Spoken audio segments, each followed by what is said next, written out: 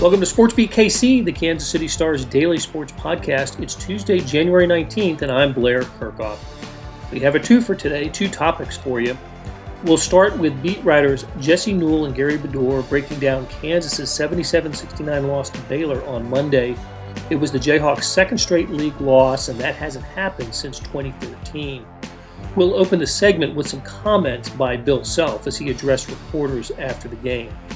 After a break, you'll hear all of Andy Reid's news conference from Monday.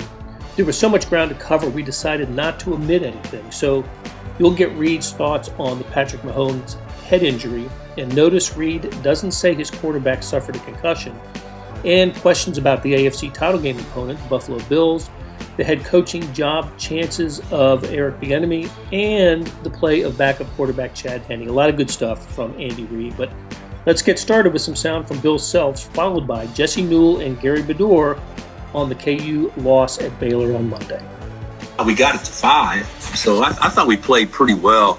I'll be honest, guys, we played damn well the second half. I mean, they made some, one guy beat us, and he was great, but they made some shots, and of course we made shots too second half. But I thought we played well the second half, and you eliminate our live ball turnovers that led to points. I mean, we played. That's about as well as we played in a stretch. To be honest with you, I thought it was pretty good considering we put ourselves in a hole where we're down 16. But they're good. They're a bad team to play from behind with because of the guards they have, and you foul, and they make all their free throws. What were they tonight? 12 or 13. So it was and the wrong guys shot them. So for the most part, but I was I'm leaving out of here. I'm not leaving out of here mad. I'm leaving out of here disappointed, without question. But you take a couple of things from this. I thought we fought pretty hard. I thought that Ochai and CB obviously shot the ball well. You shouldn't base your performance just on how well you shoot it. But I thought we did some good things. I thought our bench was better. I thought Mitch and Tristan and Juan all did some good things. But you can't spot a team 13 points at halftime and expect to come back, even though, cut it to 5. And I think I could be wrong, guys. Did we have the ball down 5? And then we underthrew David on the post and they got 2 points, and then we turned it over and 5 goes to 10 or 11. And then, you're playing catch up again. Okay, we got Jesse Newell and Gary Bedore here. The Jayhawks lost to Baylor, second-ranked Baylor, 77-69 on Big Monday. KU's second straight conference loss. I didn't realize that's the first losing streak in league play since the 12-13 season, which is kind of amazing, Gary, when you think about it. It's been that long since KU has lost just 2 in a row, and in that case, in the 12-13 season, I believe it was 3 in a row, wasn't it? Yeah, they lost 3 in a row that year. They have lost 2 games of any kind a couple times. As somebody pointed out to Mitch last night, they lost to the Final Four team of Devontae and those guys got beat by Arizona State and Washington in Sprint Center, if you remember that horrible game. But they're actually off to their worst start in conference play since 88-89 when they were 3-4. So they don't drop 3 games this quickly after 7 total games in the Bill Self era. Yeah, that was 4-3 is getting to be, moderately alarming if it continues. Yeah, that 88-89 season was Roy Williams' first. Moderately alarming. Blair, did you want a podcast headline for this episode? Because I think you just got it. Nailed it. Yeah, very nailed it. Jesse, I thought, so I tuned into the post-game press conference last night, and I thought Bill Self, and we heard a little bit of it before we started talking. Bill Self was, he said, I think he said he wasn't going home angry, just a little disappointed. He was a little more upbeat than maybe I expected him to be for a game in which Kansas never led, trailed by 16 in the first half and 13 at halftime, but did play a pretty decent second half and got the lead cut to 5 a couple of times. Is this I don't know. Is there ever an acceptable loss for Kansas? I guess I'll use Gary's term because you probably saw my face on the Zoom call with the same thing when Bill Self was talking so positively.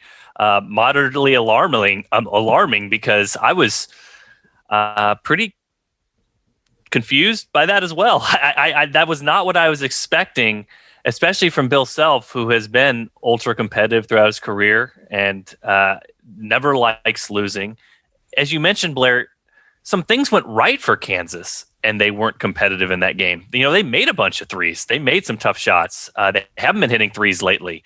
And so Baylor led wire to wire. KU did cut it to 5, but that wasn't super competitive down the stretch. It wasn't like, you know, there was super game pressure on Baylor to come up with plays. So I don't know. That Bill Self is correct when he talked after the game about how, hey, look, KU is not on Baylor's level. I mean, it's clear. You know, KU is probably about the 15th best team in America. Baylor is clearly with Gonzaga as a top 2 team nationally. Hopefully those 2 teams get to meet at some point. But I don't know that it's great if Bill Self sees that as a way to just kind of throw your hands up after what should have been 11-point loss before Christian had the bad beat of the year, hitting a double clutch 3 to send all the Vegas bettors home crying and to make it 8. But I don't think that means you should just throw your hands up and say that this team has no ceiling, this team has no chance, and that the best this team can do when it shoots well and turns Baylor over a bunch of times is to lose by 8. I don't know. That was strange. I did not expect that.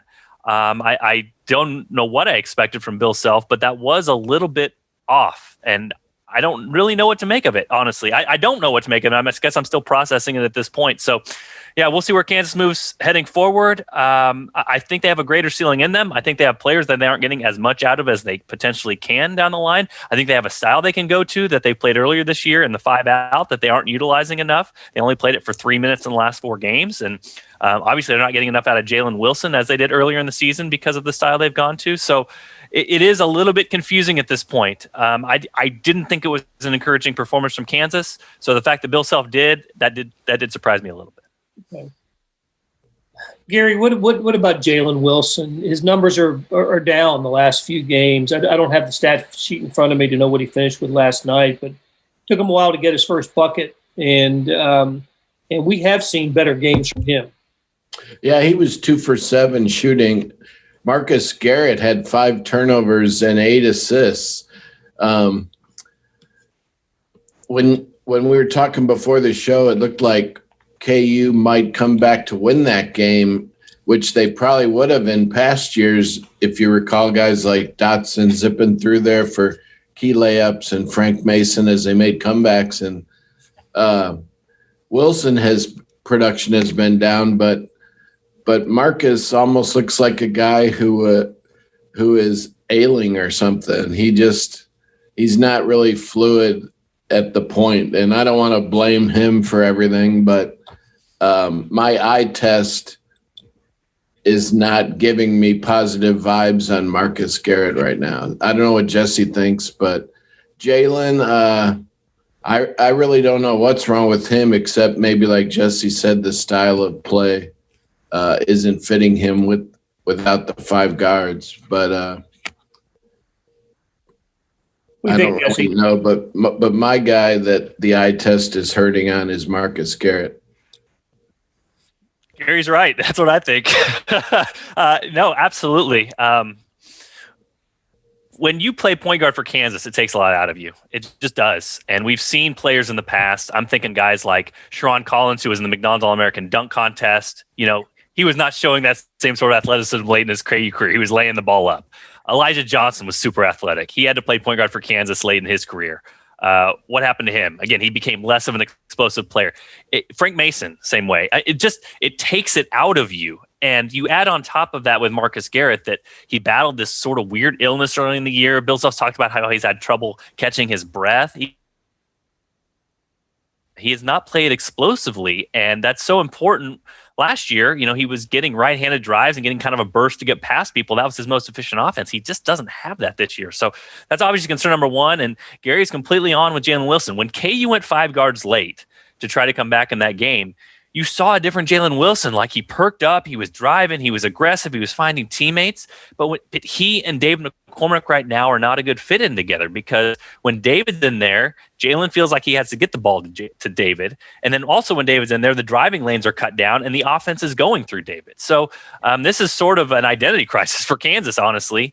Bill Self and coaching staff kind of need to pick a lane here. I mean, they had a lot of success earlier with Jalen Wilson. He looked like he was going to be an all Big 12 first team type of player. When KU was centering the offense around him, he could drive, he could shoot, he obviously could find teammates. They've gone in a different direction lately to try to feed the ball to David McCormick. And it really, you see those two guys when one is good, one is bad, and they need to figure out, ideally for Kansas, which one are they going to play with? Which one are they going to throw the offense through? And that's, I know we talked about this last week, Blair, when you kind of threw the thing at me about, hey, the Big 12 race is over, but we'll see after the Baylor game. Well, hey, the Big 12 race really is over now. So KU has 2 months to get this thing figured out. And I think that's the number one question. Are you going to run your offense? Or are you going to run your team through Jalen Wilson or David McCormick? I think KU needs to pick a path here.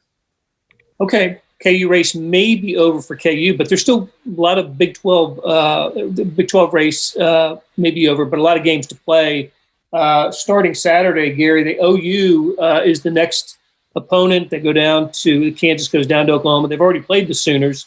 Tight game in Lawrence. What do we think? Is this Kansas's success rate in Oklahoma? Not bad. Not bad, and they certainly take care of business at Allen Fieldhouse against the Sooners. Is this a 4-3 in the conference? If they don't win this game to drop to 4-4, that is how did you put it? Moderately alarming. That's an 11 o'clock game, and it could. It's probably going to be a close game, so they need to get it going. There's a batch of teams that have 3 losses in the league. So Kansas, I believe TCU has a COVID thing going on, so maybe that next game, that'll be finally have a home game in Lawrence. That might be in jeopardy right now. So I would think that they just have to just win, baby, as they say. They've got to get the W. Just win, baby. That's the old Al Davis line. Yeah. So, all right, guys. Hey, good conversation, and we will catch up with you again next week. All right, thanks. Hey, it's Blair. We have a special subscription offer for SportsBeat KC listeners. Unlimited digital access to the Kansas City Star's award-winning sports coverage. Sign up now for 1 year of Sports Pass for access to all the sports news, features, and columns presented on the kansascity.com site, and it's only $30. That's a 40% savings off our regular rate. Your subscription will automatically renew after the initial term at $50 unless you tell us to cancel. Your subscription helps support the sports coverage of kansascity.com and the Kansas City Star, and that support has never been more important. Please visit kansascity.com/SportsBeatKC offer to get this special offer. And as always, thanks for listening. Talk about other than Patrick's, and he's in protocol there, so and we'll just follow that and see how he does here the next couple of days. So with that, we'll talk a little bit about the game. I had a chance to look at it on tape and review it. I sure like the effort of the players. I thought they came out and played 4 quarters of good aggressive football. I like the summarizing it. I like the game plans that both coordinators had and Dave had on special teams. I thought the defensive scheme that Spags put together against what I thought was a very explosive offense, both in the run and the pass game, was tremendous. I thought the players played and challenged that way. They had a lot of confidence in the game plan. Badger had the interception. Big Chris had that last series that, he just bared down and did some beautiful things. Dan's tackle, it was great, which created a safety there. I mean, that was a great job by him, and so on. So anyways, there were a bunch of personal things that came through. Snead, I thought, for being in his first playoff game, I thought he did a nice job as a young guy. So all positive things. On the offensive side, Patrick was actually having a really good game up until that point. I thought our offensive line did a nice job against what I thought was the strength of that defense and that front. And so they bared down and got the run game going early, and we had a nice little mix going there. And then obviously when Pat goes out, now Chad comes in, and I was proud of all the guys around Chad that had that confidence in him. I told you, Chad mentioned that to the team as he broke the team down after the game. So, but I thought Chad played with great composure, in particular for that situation. Then for it to come down to the last series there, the big run that he had was great. He dusted off those old legs and got him moving a little bit. Came up a hair short, and then came back and made a nice throw to Tyreek to clinch it. Anyways, I thought all the coaches had input, not only in the game plan but also during the game on both sides of the ball. There was great communication on the defensive side. Offensively, I was part of that, just with talking and between EB, Mike Kafka, Joe Blameyer, Greg Lewis, Tom Melvin, all those guys, D-Lin, everybody was talking and giving input that was productive, and so I just again really appreciated that. When it came down to the last minute of the game, when sometimes people can go silent on the headset, there was good communication there, and I mentioned that Joe gave a heads up when it was the call prior to the throw that, listen, we might, it was actually the play that Chad ran it, but listen, we might need a fourth down call if you decide to go that way. You get a potential big call coming up here, coach. So, one of those deals. So he gave me a nice heads up. And then Mike Kafka reminded me that of what the quarterbacks had on their script the night before on 4th and 1 to win the game. And EB gave me the thumbs up. So everybody was involved. It was, and that's really what it's all about. We'll need that same thing, obviously, coming up this week against a great Buffalo team. So, and I'm honored that we're able to play in front of our home crowd, and I know they'll be out of their minds and help lead us on through this game. So, again, much appreciated all the fan support. Anyways, with that, time, George. Let's go first to Adam Teicher. Go ahead, Adam. Hey, Andy, regarding the decision to go for it on 4th down, you've made that same decision in similar circumstances, obviously, several times this year now. Has your philosophy, your thoughts on trying to convert on 4th down in those situations changed at all over the years? And Brad, I'll have a quick follow-up as well. Well, listen, I think all of us as coaches, offensive coaches or head coaches, whoever is making that decision for that team, would tell you that the philosophy hasn't necessarily changed, but you're going to evaluate things that might change around your thinking. So maybe it's, your football team and the quality of players that you have, and then at that moment, how are you feeling about that situation at that particular time in the game? and so on. I mean, there are a few things that go into that. So I would tell you that obviously this team is, this offense is a veteran group of guys, and I've got trust in them. And, so I just felt that it was okay to go there.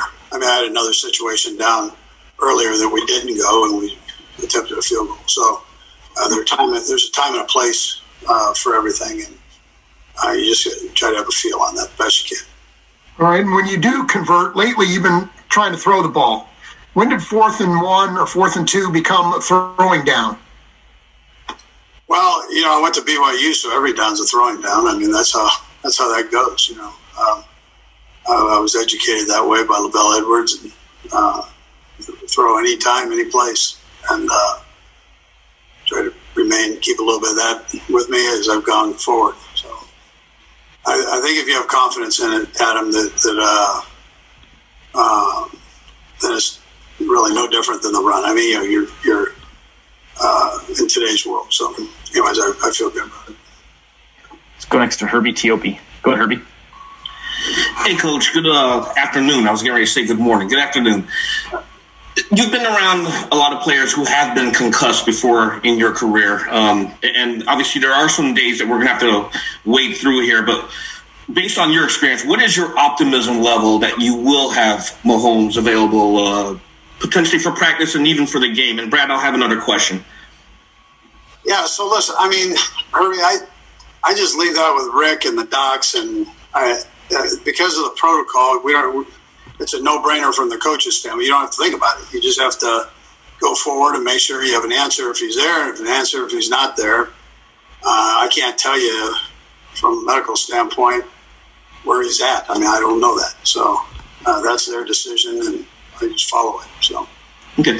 And then, Coach, yesterday the CBS broadcast caught a little interaction on the sidelines between Tyreek Hill and then wide receivers coach Greg Lewis. I'm curious if you saw that, and what did you say to Tyreek after the game?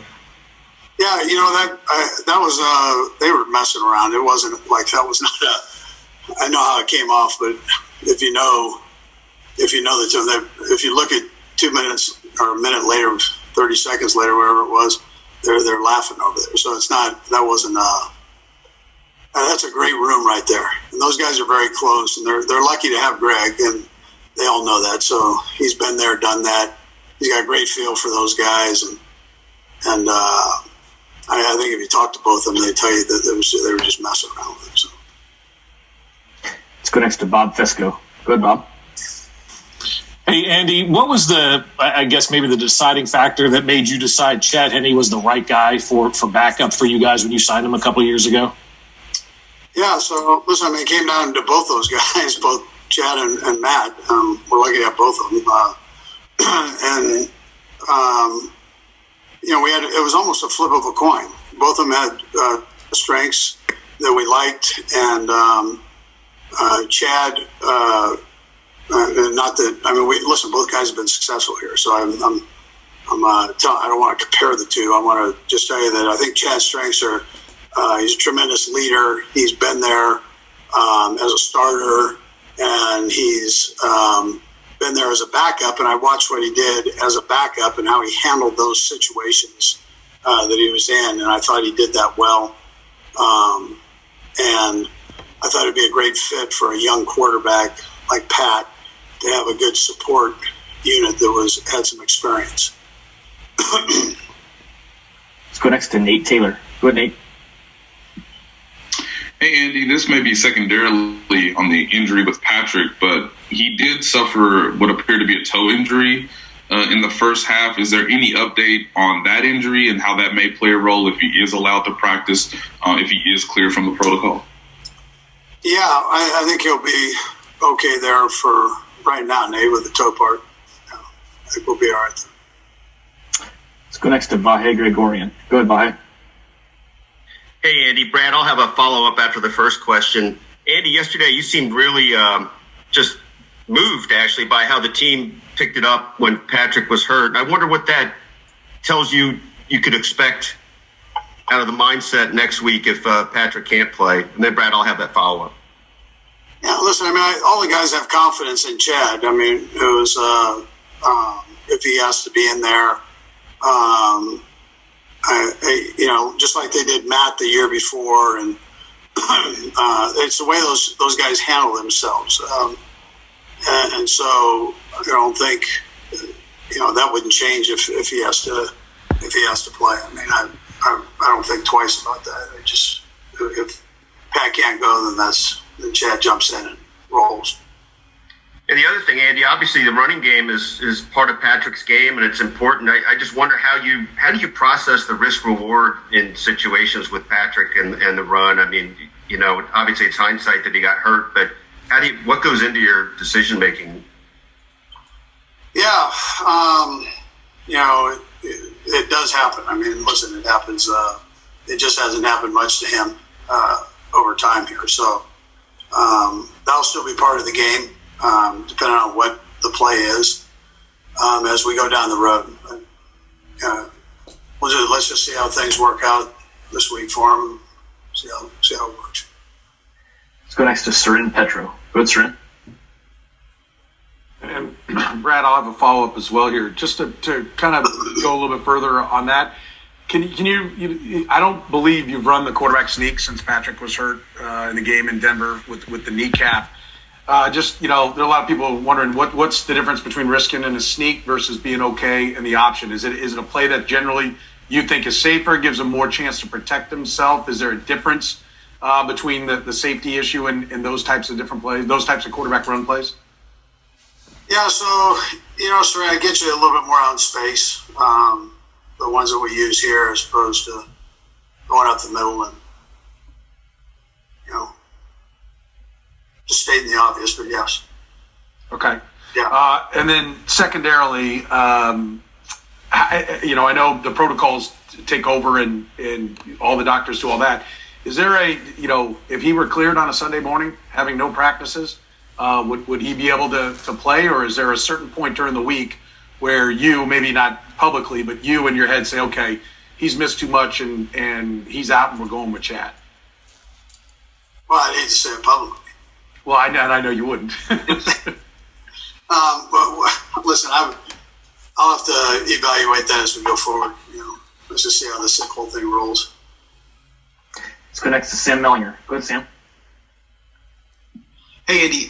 Last night after the game, you used the term intestinal fortitude, right, to describe what you were really proud of in the way that game ended.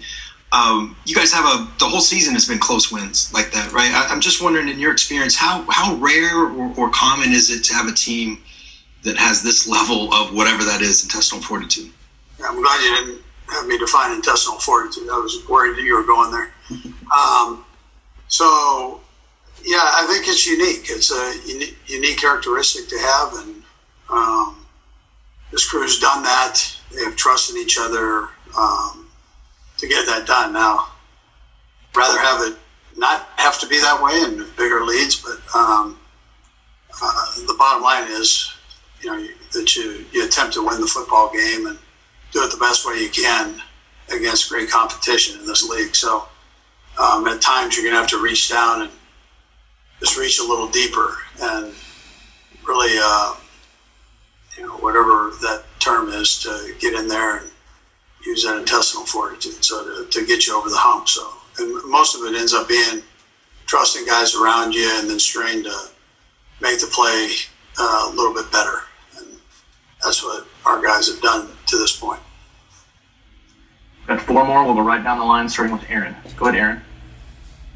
Coach, you were around when the NFL kind of revamped the concussion protocol back in 2017. What's different now than, I guess, before then? Is it harder to get your hands around those guys and kind of prepare them? What's different on you guys? Yeah, well, I mean, there's a chance, back in the day that Patrick comes in. I mean, comes back in, and this is a way of protecting, I think, the player most of all. Also protecting the trainer and doctors that are having to make decisions there. So, that's I think it's a plus all the way around. I think Patrick could tell you. I mean, you saw him run up the tunnel, and by the time he got to that point, was feeling pretty good. So, but there's a certain protocol that you have to follow, and that takes it out of the trainer's hand and player's hand and doctor's hand. Go next to Sam McDowell. Go ahead, Sam. Hey, Brad, I'll have a real quick follow to this. But, Andy, you said last night that Patrick passed all the deals. Does that mean that he was or was not diagnosed with concussion and that it was an independent doctor's decision or the team's decision not to put him back in?